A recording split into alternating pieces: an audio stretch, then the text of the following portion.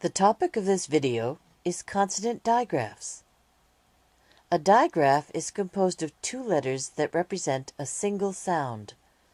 Four of the most common digraphs, and the ones we will cover today, are SH, CH, WH, and TH.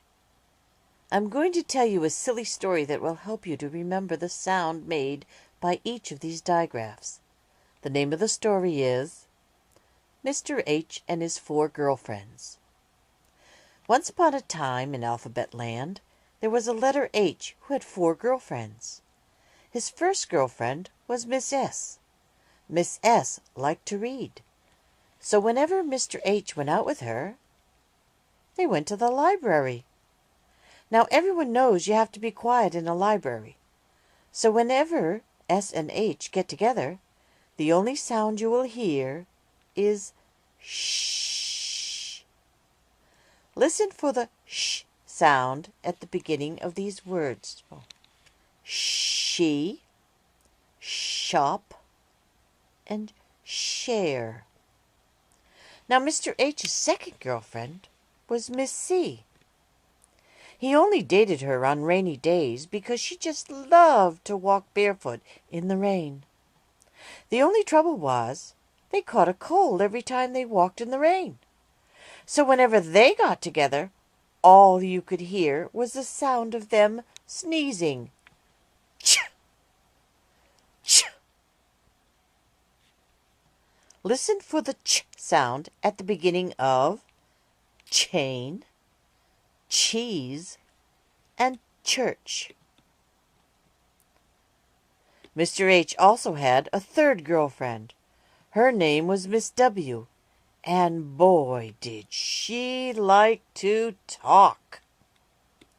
In fact, whenever they got together, she did almost all the talking. That's why you can only hear the w sound when they get together. Listen to the beginning sound in what, when, and why. Isn't it hard to tell that there's anything besides the W in the beginning sound? There was one time, however, when Mr. H got a chance to do all the talking, and that was at the beginning of the word who. But that's the only time he ever got a chance to say anything. And finally, there was Miss T. She isn't exactly his girlfriend anymore. She used to be his girlfriend until she found out about the other three girlfriends. That's when they had a big argument. Now, whenever T and H happen to meet, they just stick their tongues out at each other. Sometimes they do it quietly, like at the beginning of think or thumb. This th sound is called the unvoiced th sound. But they're not always quiet about it.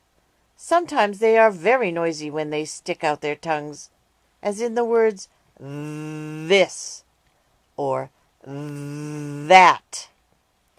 The sound th is called a voiced th sound. Both the unvoiced and voiced th sounds are made by sticking out your tongue and blowing out air.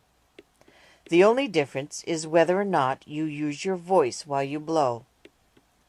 This chart may help you to remember each sound these digraphs represent. I hope you found this helpful.